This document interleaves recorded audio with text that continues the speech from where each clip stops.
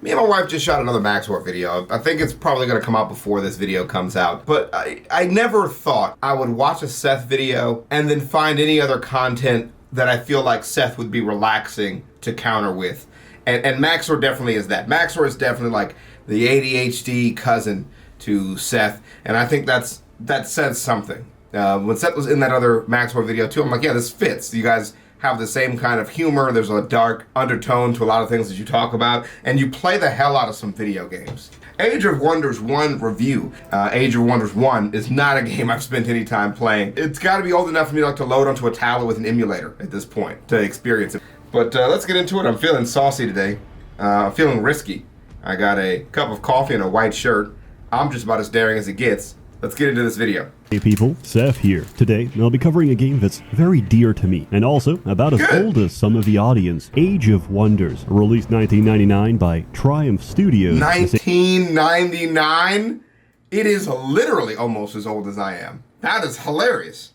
Same guys who made Overlord is a turn-based fantasy strategy game, which still holds up today because it's completely insane. Also, I apologize, but it appears my graphics have glitched. Does anyone know how to fix this? It's actually meant to look like this, but let's make the most of it. Age of Wonders is a game... I actually thought it looked like that for a second, but I realized 1999, like they had color. Like it's not that old. Where forced immigration, slavery, and wide-scale racial genocide can be patched up and smoothed over in a few turns, where you can flood the entire map by casting the appropriately named spell, which is called Flood, drowning anyone who can't swim, where one wizard can spot another wizard, summon a 2x2 hex of mountains, and trap them inside forever, where instead of actually playing, I channel several death storms in a row, and instead of actually fighting the enemy leader, I can nuke them and the entire landscape from a safe distance, where, due to strained diplomatic relations with the halflings, one of my leprechauns went rogue. As leprechauns are invisible, the only way I have of detecting him is watching my buildings explode. This is a game where the phrase "recruit the hose" is an entirely valid and my dude, cover them up a little. An effective strategy. Also, I'm not sure if I have to censor this because I don't know exactly what I'm looking at. Could it be a nipple? Maybe. But where exactly do we draw the line for what's erogenous, obscene, or otherwise? Imagine, for example, you're under police interrogation and they show you a 4-pixel image and ask you, what do you think about that, huh? And naturally, you respond with, I guess it's all right. Oh yeah? Well, they zoom out the image, and it's a still frame picture of one man, naked, about to descend his entire weight upon an empty glass jar. You guys are not old enough for that. And my boy Seth is trying to make his case to the YouTube gods so bad. I need to know if it stays monetized on his side. They be like, bro, you need to blur this picture of this titty. Like, bro, the picture of the titty is blurred. That is how it came. It showed up blurred. I don't know how to blur the blur. Hey, that's pixel titty. You don't have to censor pixel titty, guys. You're a real sick puppy. Oh, you know that? God. And just like that, you become a deviant to society. You're locked up forever in fetish jail. Most don't even last the winter before getting vored by pyro. Anyway, I forgot the point I was trying to make. Let's proceed. Right. Age of Wonders is fascinating because despite being turn-based, it is a game that stresses me greatly. That's because it can be played in one of two modes, turn-based or simultaneous. Simultaneous turns is objectively the best and most hilarious way to play the game because it completely destroys the sequence of turns, lets everyone make a move at the same time, and leaves you to figure out how the hell that even works. You could play a number of pre-made maps and download even more online. Bloodlust Valley? That sounds sick. But primarily, we learn to play by playing the story campaign. Speaking of which, story. In Age of Wonders, once upon a time, everyone lived in general harmony under the Elvish court, ruled by King Inioch. Then, the humans came and slaughtered Inioch and his entire court. Naturally, this event led the elves to some very interesting political places, as you may consider this the Twin Watchtowers event of Elvish history, with one group, the Keepers, maintaining that the humans are relatively young and stupid, that we shouldn't hold a grudge over it, and instead seek greater understanding despite this early atrocity. And the other side is the complete opposite. behead, scalp them. Cult of Storms, however, can be accurately summarized as race war now. Yes. Kill every human that ever lived. These are probably the same edgelords sitting on elvish discords making little dark age edits all day. The only numbers they know are human on elf crime statistics. Damn. And their favorite topic of conversation is how much better life was before they came to the Valley of Wonders. God. These elves are beyond basement dwellers. They straight up live underground. Hey, Seth is culling his fan base right now. He's coming at your neck right now. As he has like African crime lord memes like continuously throughout his videos. Relatable. I know that if I was ever invaded, I would tunnel deep into the Earth's crust and live inside my goon cave for the next 100 years. And that leads us to your pivotal choice. Serve the equivalent of the Elvish United Nations, or team up with a bunch of psychopaths that are just as likely to kill you as they are any human. Well, look, dude, the League of Nations is useless. And Renegade all day, right? Paragon or Renegade, you go Renegade.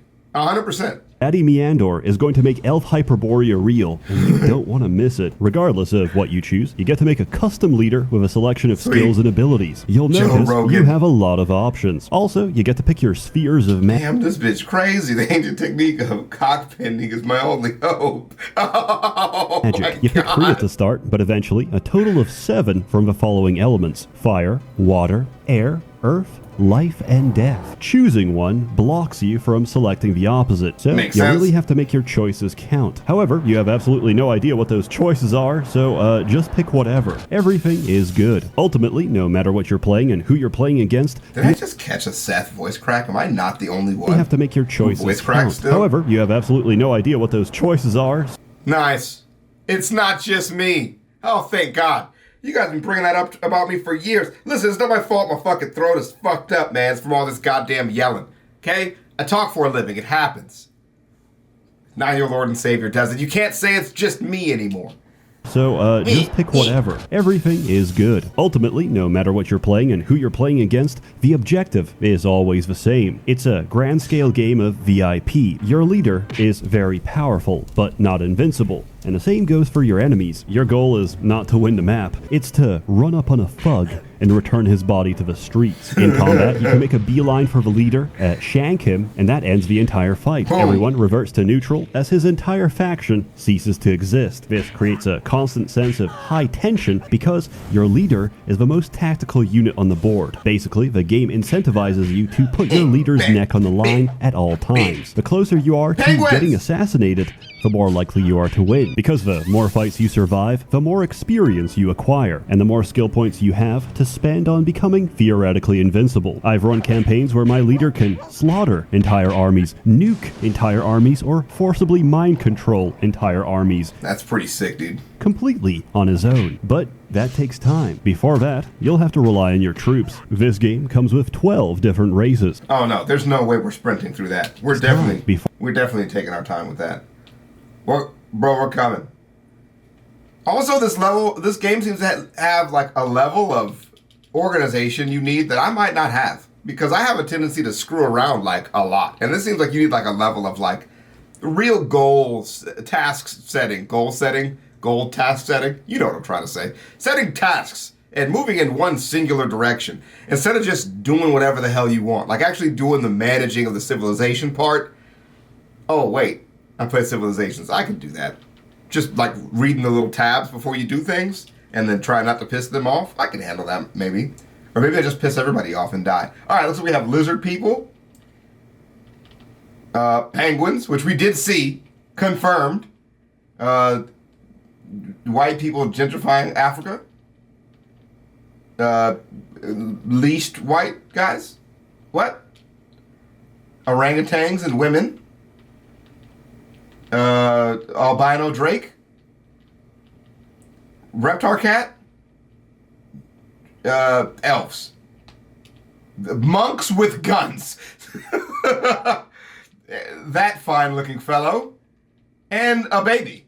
They interact diplomatically with each other, with you, and the rest of the map, and you can freely influence that in any direction. For example, playing Cult of Storms on the United Cities map, I'm supposed to occupy the Halfling capital, but instead of fighting, I sneak up on my orc ally, declare war, and brutally murder him on the same turn. And just like that, my diplomatic standing with the Halfling skyrockets. So, I take their cities without lifting a finger. They're so happy with me getting rid of an enemy, they'll quietly brush aside the fact that they are now actively involved in scorched earth tactics against their former allies. This game taught me that any amount of xenophobia and racial hatred can be overcome by building walls. I guess it makes sense. They don't have to see me, and I don't have to see them. Well, okay. I mean, that's cool. But I saw like that one status, enslaved.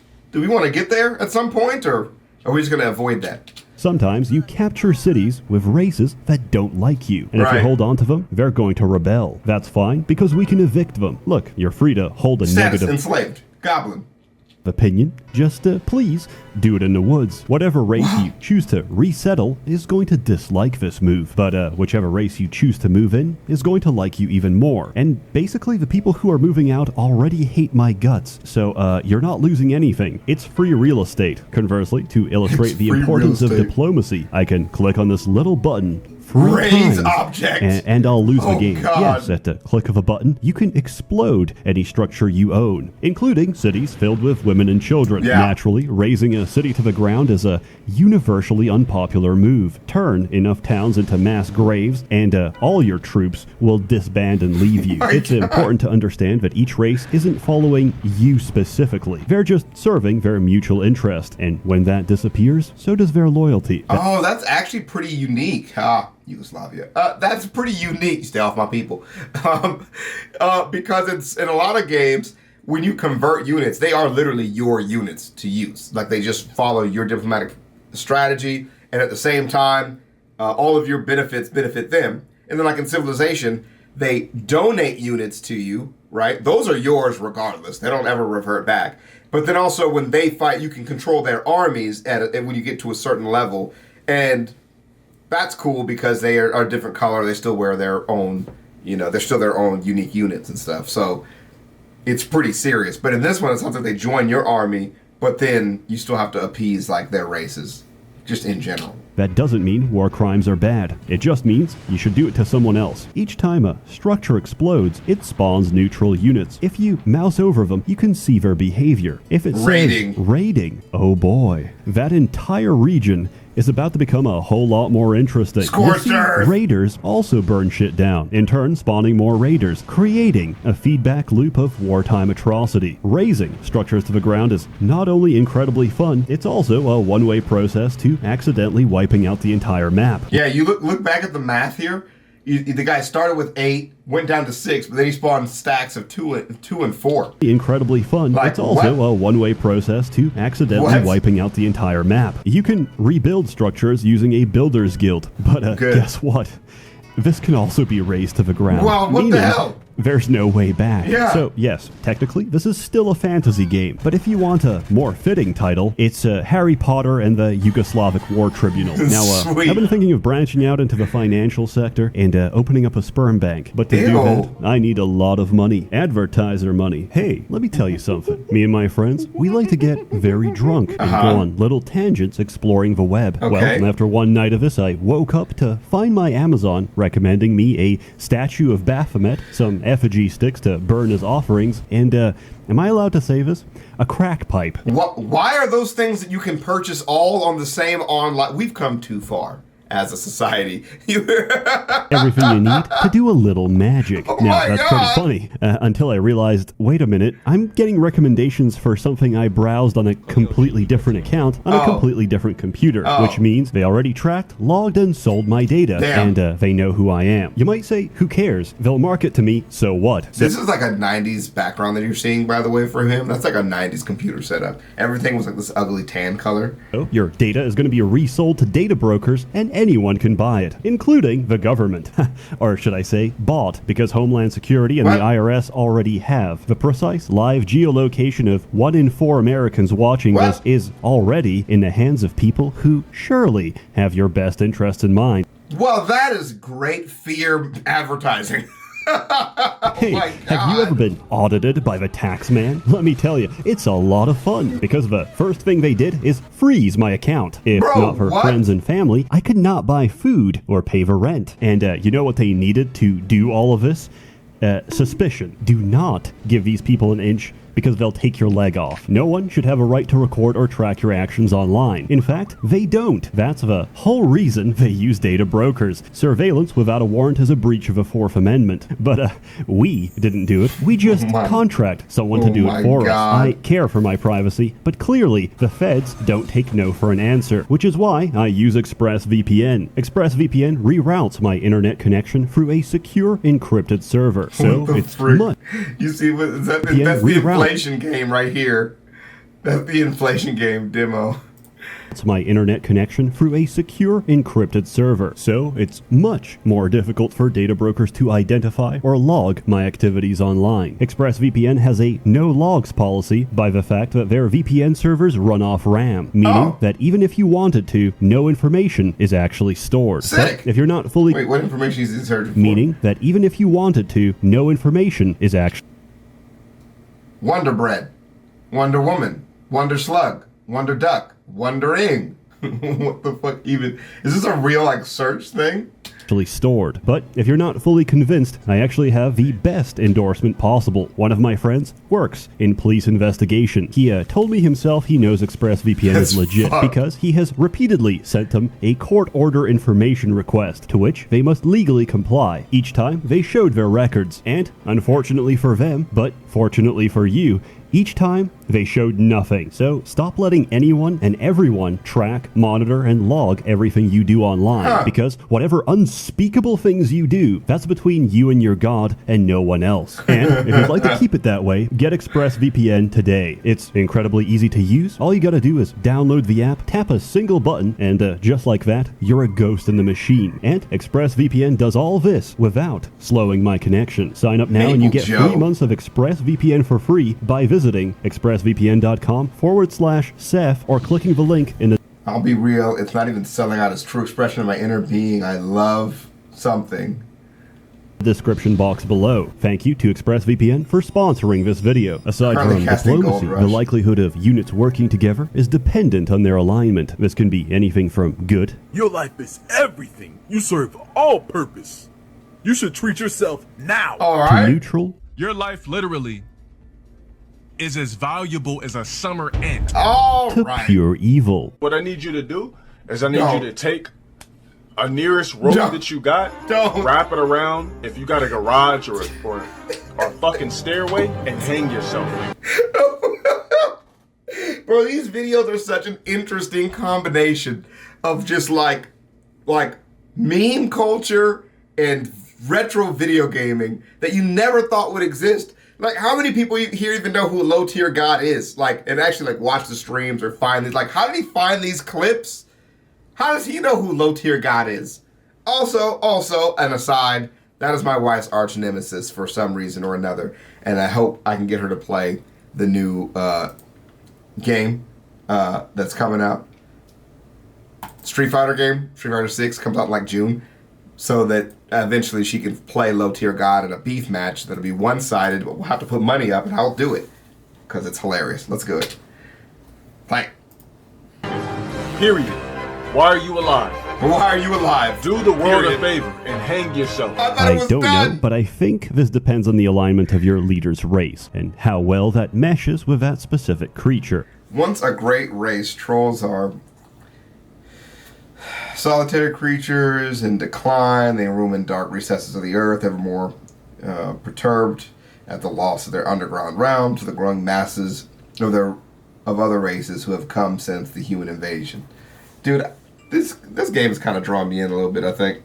If you're a neutral race, you might be able to pull both sides of a spectrum, but the more polarized you are to one direction, the less likely it is that you'll convince and work with someone from the opposite end of a spectrum. Every race is structured by 4 common tech levels. Level 1 is your basic melee and ranged unit. Level 2 gives you siege weapons, clerics, and cavalry. Level 3 gives you specialist units, and level 4 gives you your ultimate unit. The maximum tech level depends on the size of a city, and basically if you want dragons, you need a 4-tile city. Now, I'm going to cover every race one by one because I can. Most maps come in layers, overland, caverns, and sometimes even deep caverns. Goblins pretty much own the underground because not only do they move fast and see well, they have giant beetles that can eat terrain. There's no front line against goblins because they'll just tunnel around you. Also, they have my favorite unit. Here's a montage to explain. Morale high. In a society of war and struggle, there's no place for the physically weak. Goblin society is especially harsh, as the goblins will have spent hundreds of years losing wars on the good to the good beings such as elves and halflings, and dwarves are being betrayed and enslaved by the orcs and dark elves. And that means we use the weak to carry bombs to blow you up. What is that troop in, not Civilization, maybe Age of Empires, where they carry the petards. They carry the big old frickin' barrels and they wander into walls to blow up. What they do. Yeah.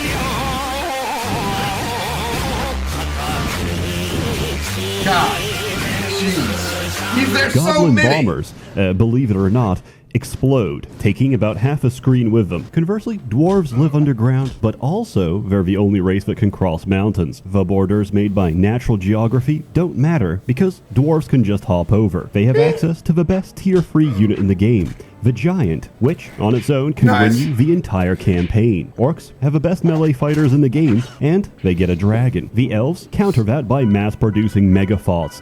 If you play Total War, right? And you play as like orcs. Again, best melee fighters in the game, really high armored units, but low morale, right? So it's hard to like keep them on the battlefield, or like hard to keep them in long drawn out fights, which makes orcs versus dwarves a very, very fun fight, because dwarves are terrible at hand-to-hand combat overall. In the game, and they get a dragon. The elves counter that by mass-producing megathoughts. This is not a joke. A nymph can seduce a tier-3 orc warlord and keep him in her cohort of simps for the rest of the game. When I was younger, the artwork and sprite of a nymph stirred feelings inside me. It made me act up, as they say, like a quirked-up white boy busting it down sections. No, but in all seriousness, from the tender age of 9, and seeing the various booba in this game, namely the nymph, the spider queen, the nature elemental, and the mermaid, I knew that being gay is going to be an uphill battle. And to this day, I'm still losing. Dark elves are just edgelord elves, except their version of a nymph is gonna step on your balls. They have the most fucked up tier 4 unit in the game, the Incarnate, which, to put it nicely, kills you and wears your skin until it's killed, at which point it jumps out to possess someone else. Yeah, this shit gave me nightmares as a child. Lizard men are just as comfortable in water as they are on land. They get turtle artillery and a basilisk. Their mortal enemy is the frostlings, which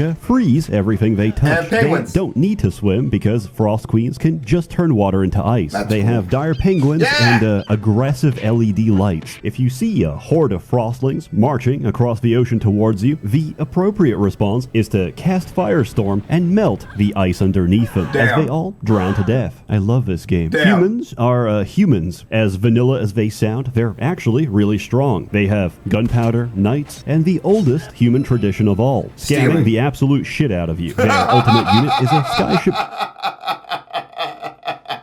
My first thought was British Museum, borrowing and never giving back, but I got stealing out. Transport, which leaves the entire map open to wide-scale human enrichment. Azrics are desert humans. They're exactly the same, except they also have beholders, genies, sandworms from Dune, and an avatar of Vishnu that can mind-break entire armies. So, besides absolutely everything, they're pretty much the same. Halflings exist to be picked up and tossed down a deep well. Undead are immune or resistant to most forms of damage and can regenerate in a single turn. They also have access to Wraith, one of 3 units in the entire game with physical immunity. If you think that sounds a little busted, that's because it is. Unless he gets smacked by a priest or exorcised, that Wraith is going to decimate the whole map. Oh, and they also have a Grim Reaper. He can insta-kill you on touch. But really, the worst thing about him is that he's going to ruin all your crops. The manifestation of death is outside our door, and he's fucking up our corn. The Hymen, or as they're known in the German copy, the Übermensch, exist to destroy the forces of darkness. Appropriately, every second unit in their lineup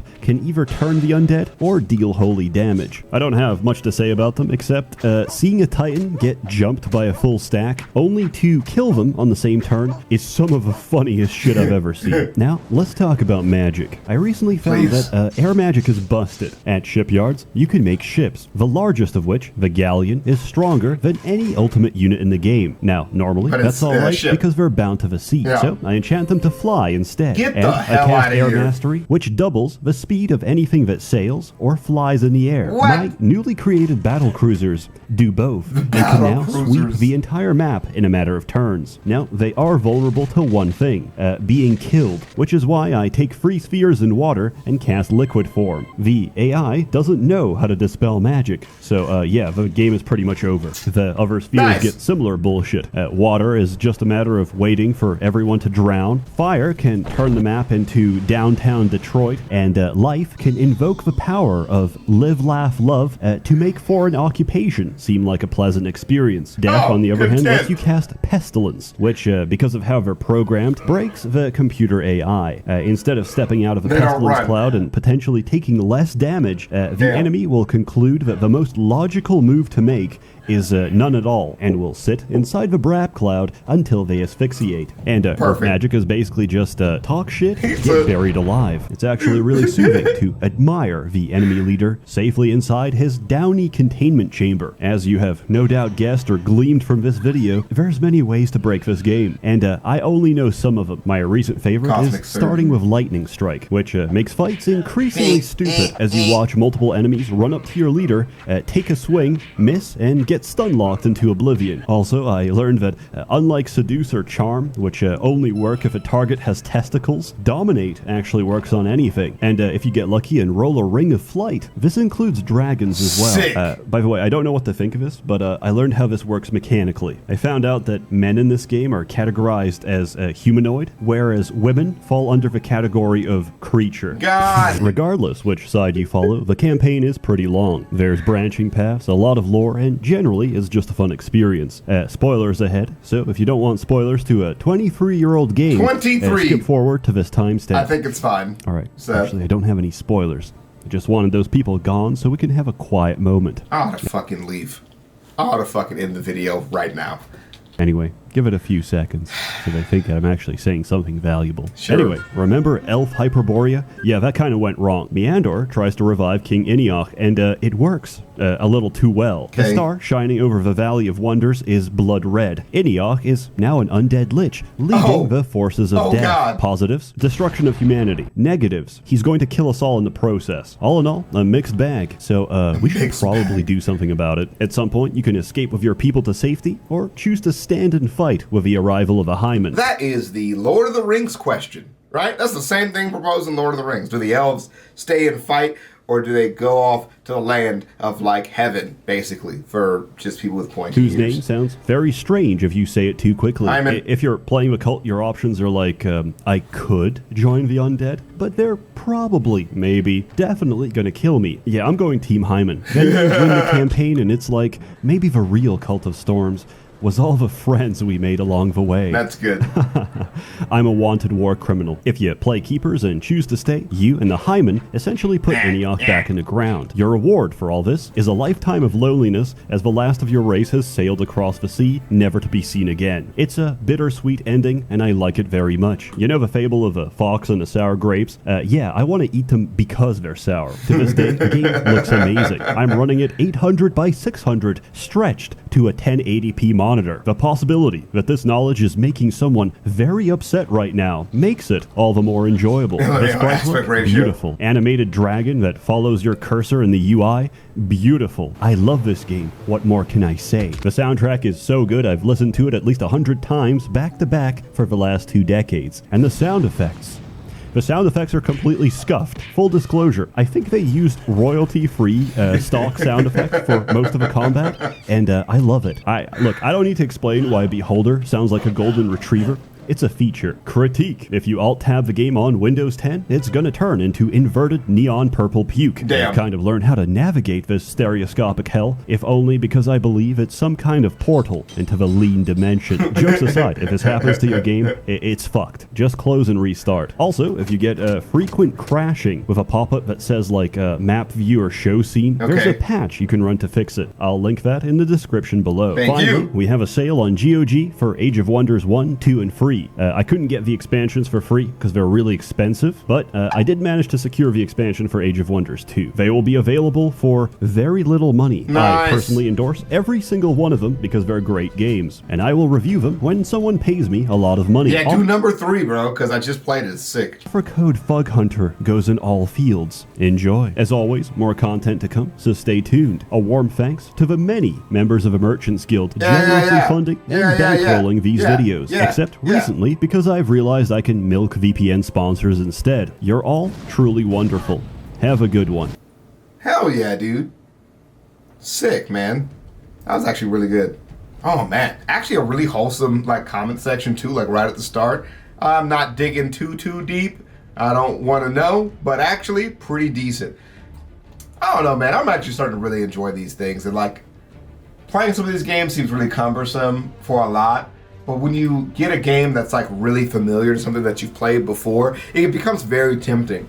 I'm definitely going to get back into fighting games, so I definitely need a lot more time to like not do that. But let me see when the last time is that I played Age of Wonders. Or like the first time I played Age of Wonders. Like when did I add it to my list of stuff? I have it on my laptop, so on here it might not be synced. But yeah, Age of Wonders 3 is 2019. See? Age of Wonders 3, 2019, dude. I have Age of Empires on here? I've only played 20 hours of Age of Empires 2? Oh, that's on Steam. Oh, okay. I was about to say, I was so confused. Yeah, but anyways, yeah, man. That was so great, dude. That's if you've never played a game, kind of like Civilization, like a turn-based kind of game, it takes a long time to kind of get into and start up. You know, it's have a very slow start up. Definitely not something you would do around like finals or testing time. But if you have like slow studies around, a game like that is a lot of fun to have on the side as you do other things. Or even if you just are like tired of just sitting around just watching TV, having a game like that on, it takes a lot of focus at the beginning. But then after, as you wait for things to kind of happen, it's a very fun experience. Like I feel like it really just throws you into a place where like you have no choice but to care about every decision. And each turn, you get to a place where like each turn is really important, and then near the end, you're just so powerful, you just do whatever you want, you know? And like, of course, if you play it like on a respectful difficulty, it's gonna be a really good experience for you. So, I definitely support it. And like, getting this new lease on death and destruction, I think will really help you with understanding like, an appreciation for the game as we're all a little older, and maybe some of us are a little younger, but I'm saying for me and my generation, we're a little older, we can appreciate these things a little bit more. I didn't come from like a gaming household. We didn't have a PC I could use for gaming, and I obviously was too young to like buy my own. So now as an adult, I am able to purchase those things, and I am doing it and having a great time. This is the guy, Seth is the guy that did that game about dwarves. And it's like this text-based kind of game. And I think it ported over to like something mobile, so I can actually have a chance to like play it, you know? And I think that is what the next step, that's like my next step I want to go to now, is checking out that dwarf game. But yeah, I'll see you guys in the next one. Thanks for joining me. It was actually a really good review. And like, look, it's got death, you know, necromancers, it's got penguins, like, the level of creativity in this game is not present, and it seems like they weren't afraid just to really go deep like the fantasy genre is supposed to go.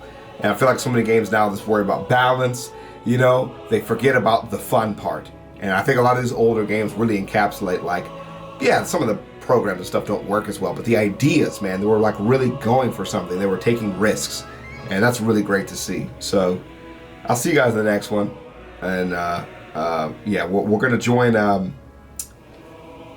There's a game. I'm gonna find a game that for Skitten to join me in a reaction. And there's this other creator I found.